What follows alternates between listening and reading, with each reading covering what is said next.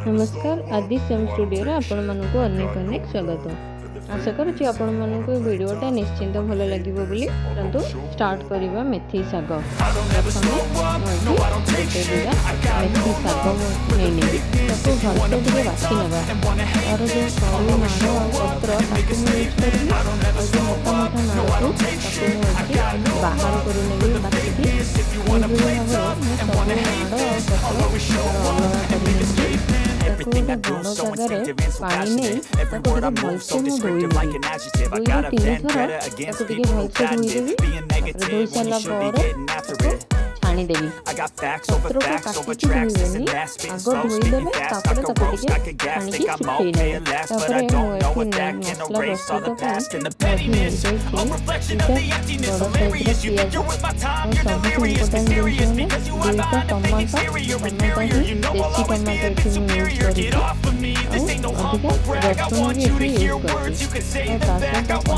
सुखेई मसला प्रस्तुत बड़ पियाज को छोट छोट करके काटी नहीं पियाज जमी छोट छोट कर कटाई से टमाटो गुड़ा भी छोट छोट करके काटी नहीं टमाटो दुईटा को बालांस करके रखिए। मुझे पियाज को रफली चॉप कर सहित अदा को भी से छोट करके काटी नहीं रसुण आगे 10 रसुण काटिकी रखी सहित 2टा कंचा लंका भी काटी नहीं मुझे आलू 2टा को धोईकी नहीं आसी 4 फाड़ करी जो मेथी शाग को मुझे धोईकी रखी एमती रफली चॉप करदेवी छोट छोट कर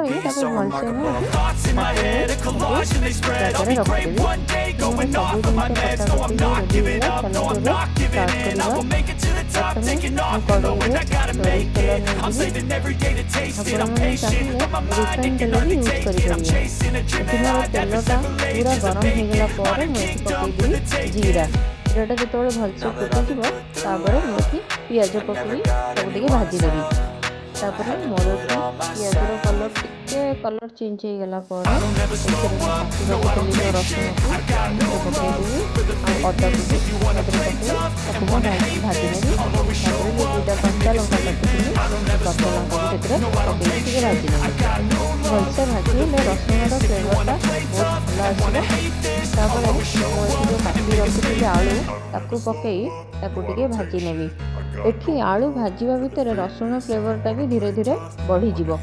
आलू को पूरा स्लो फ्लेम रे ताको 5 मिनिट पर्यंत ताको भाजी नेबी। आलू सीझीगला मात्रे टमाटो पकई नेबी ता सहित लुण भी टिके पकई नेबी। लुण पकई देले टमाटो आमर जल्दी सीझीजिवो। तापरे सेथिरे मु हाफ स्पून हळदी गुंड देदेवी और half spoon Kashmiri red chilli powder पकईदेवी कलर मोर बहुत भल आसीबो। तापरे ताकू टिके मीडियम फ्लेम रे ताकू मु कसी नेबी। टमाटो टिके पानी छाड़ला पर्यंत ताकू कसीबी तापरे 2-3 मिनिट पर्यंत ताकू टिके कवर करदेवी से ता भितर सीझीजिवो। मु एठी कवर काढी चेक करिवि एठी मोर आलू भी टिके टिके सीझी आसलानी और टमाटर भी टिके टिके सीझी आसलानी। मु आउ टिके ताकू घंटी देई पुणी आउ थरे 2-3 मिनिट पर्यंत ताकू टिके कवर करनेबी। तापरे देखंतु मोर एठी पानी छाड़ीगला परे सही टाइम रे मु गोटे स्पून धनिया गुंड पकई टिके कसी नेबी। 2-3 मिनिट पर कसीदेला मुझे गोटे आलू को चेक कर नेबी केते सीझी जाइए बोली। ये देखो मुझे आलू को चेक कर नौची ये कंटा चामच रे आलू को चेक कली देखो ये मोर आलूटा बहुत भल भाव ये सीझी जाइए टेक्सचरटा भी केते भल होइछि। एही टाइम रे काटी रखी मेथी शाग को पकई ताकू टिके मिसई नेबी भल भाव से टिके मिसी गला ताकू बिना कवर करी ही ताकू एई भलिया मिसई नेबी। ताकू धीरे धीरे करके मीडियम फ्लेम रे मु एई टाइप रो मिसई नेबी। तापरे टिके शाग पकईची सेथि पई टिके मु एठी लूण टिके पकई नेबी। तापरे ताकू टिके एपट सेपट कर नेबी। देखंतु मोर एठी शागर भी टिके पानी छाड़ी छाड़ी आसलानी। मु लास्ट रे गरम मसला पकई नेबी पकईकी ताकू टिके एपट सेपट करी तापरे काटी रखिथिबा जो धनिया पत्र लास्ट रे मु पकई नेबी। आपण माने शीत दिने थरे एई टाइप रो ट्राई करंतु ଆଉ କିପରି ଲାଗିଲା ମୋତେ କମେଣ୍ଟ ସେକ୍ସନରେ ନିଶ୍ଚିନ୍ତ ଜଣାନ୍ତୁ। ଏଠି ଦେଖନ୍ତୁ ମୋର ଏଠି ଆଳୁ ଆଉ ମେଥି ଶାଗର ଟେକ୍ସଚରଟା କେତେ ଭଲ ଦେଖାଯାଉଛି। ଆପଣମାନେ ଥରେ ଏଇ ଟାଇପ୍ର ଟିକେ ଟ୍ରାଏ କରନ୍ତୁ।